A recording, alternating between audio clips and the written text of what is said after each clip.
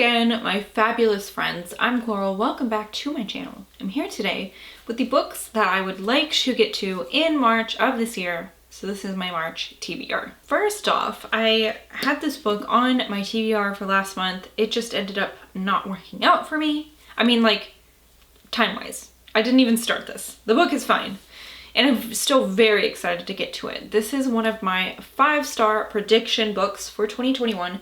This is The Descent by Jeff Long, and this is about these things that start happening in different parts of the world where they're becoming aware that these things might live under the earth, like subterranean monsters, ancient evil monsters. I'm so fucking excited. I just desperately wish that this would have fit into my reading last month, and it didn't. But that's okay, because I'm going to read it this month.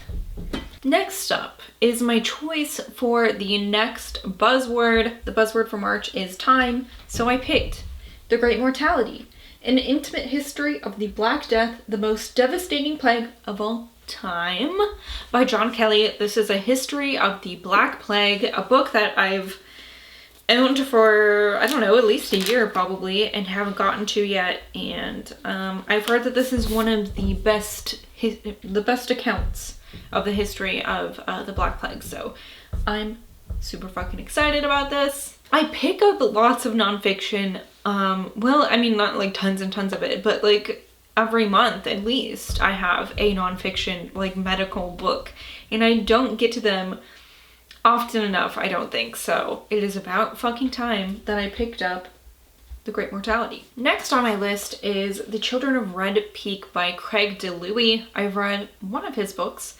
That was Stuff for the Children, and I thought that was fantastic. This I picked up just a few months ago, I think maybe in December or January, and this is about a group of adults who survived a childhood in this cult, and they are not a part of the cult any longer. They've defected, and they come together after the death of one of their fellow defectors,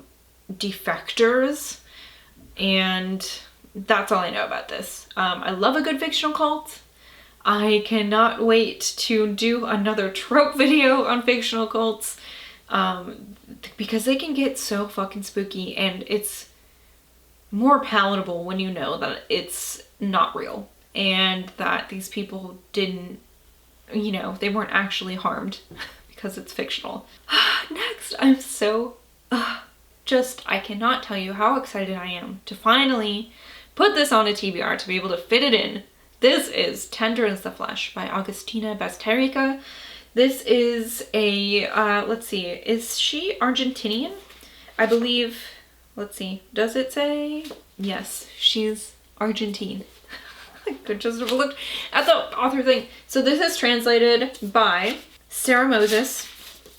This was so buzzy at the end of 2020, and I ended up buying it and just haven't gotten to it yet. So this is about a thing that happens in the world where this infection makes it so animal meat is poisonous to humans, so they have to come up with alternate sources of protein.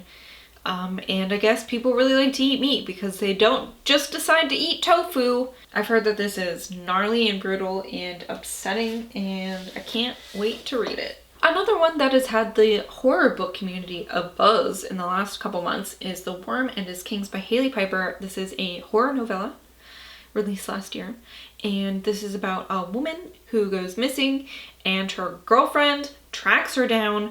I think this also has like a subterranean thing going on. It looks like she's in a tunnel.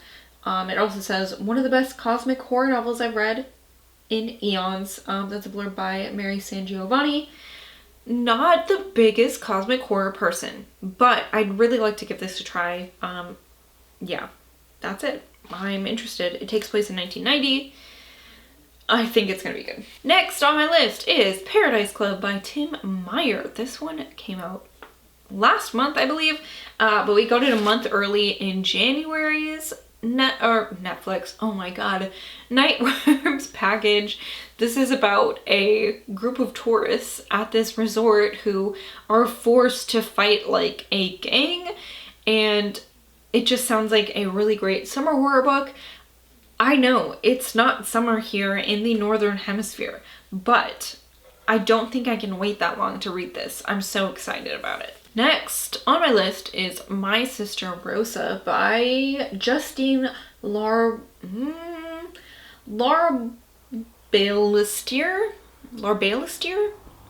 This follows a pair of siblings from Australia, and I think we're reading from the point of view of the older brother named Shay, and he has a younger sister named Rosa. And he thinks that Rosa is a psychopath. She's been caught like hurting animals and things like that. So I'm assuming that there is some of that in there. Content warning possibly. Yeah, I love books with bad children in them. And this has been on my list. I've owned this for more than a couple years now, and I think it's about time I get to it. Okay, so the next couple books here. I've got 2 ebooks and a book that should be released at the end of the month, I think. Although on Goodreads it says first published April 4th, 2019. But from all accounts, this is a new release. So anyways, this is The Lost Village by Camilla Sten. It says the Blair Witch Project meets Midsommar, which I'm like, absolutely, please sign me up for this. So the synopsis is, documentary filmmaker Alice Lindstedt has been obsessed with the vanishing residents of the old mining town dubbed the Lost Village since she was a little girl. In 1959, her grandmother's entire family disappeared in this mysterious tragedy, and ever since, the unanswered questions surrounding the only 2 people who were left, a woman stoned to death in the town center and an abandoned newborn, have plagued her. She's gathered a small crew of friends in the remote village to make a film about what really happened, but there will be no turning back. Fucking sign me up for any book where there is like a documentary film crew. Yeah, I'm so excited about this. I'm not 100% sure I will be able to get to it since it does come out at the very end of the month, but I'm hoping I will. If not, I'll just move it to April, but I'm hoping it will come in time. Next is a book I'm very excited to have received a copy of for free for review by the author Shane Hawk. This is called Anoka, and Anoka is a real place in Minnesota, very close to where I grew up, like literally like 30 miles. So like I've been to Anoka. The synopsis for this says, welcome to Anoka, Minnesota, a small city just outside of the Twin Cities, dubbed the Halloween capital of the world since 1937. Here before you lie several tales involving bone collectors, pagan witches, werewolves, skeleton bison, and cloned children. It is up to you to decipher between fact and fiction, as the author has woven historical facts into his narratives. With his debut horror collection, Cheyenne and Arapaho, author Shane Hawk explores themes of family, grief, loneliness, and identity through the lens of Indigenous life. So, yeah, this is an ebook. I'm very excited to get this one. The cover is so good too. Creepy. Very creepy. Okay, so next is another like kind of maybe cryptid. Well, I don't know for sure if Anoka is going to have like cryptid stuff, but it seems like it might have like lore. Of course, this one kind of has some lore too. This is The Night of the Chupacabra by Michael Hebler. I got an audiobook a while ago, and like I need to read some of my fucking audiobooks or ebooks. My god, ebooks. I need to read some of my ebooks. This one was really interesting to me because it seems like a old-timey, like I think it's around Civil War time this takes place, and it's also kind of a western. The synopsis of this says, post-Civil War, okay, families move west to begin rich new lives, only some never make it. There is a creature that lurks in the vast open deserts of the West. It can only survive on blood, and although it prefers to prey on the weak and young, it will slaughter anyone or anything once provoked. It is unnatural, deceptive, and difficult to kill. Word about the existence of this elusive beast has not spread since anyone who has crossed paths with it did not live long enough to tell of their account. Night of the Chupacabra is one man's journey to reunite with his missing family, while a lethal creature that separated them, the mysterious and ravenous Chupacabra, is never far behind. Night of the Chupacabra is not only a gruesome regale, of carnage, but a unique combination of science fiction bloodshed with a more poignant tale of lost love set against a Western backdrop.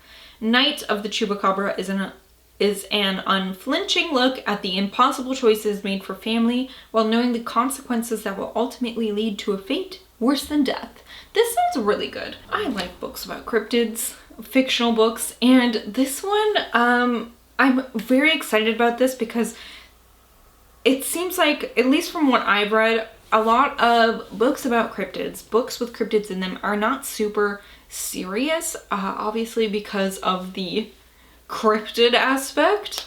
But this one seems like it's going to take it more seriously, and I like that it is a Western. It has an old-timey setting.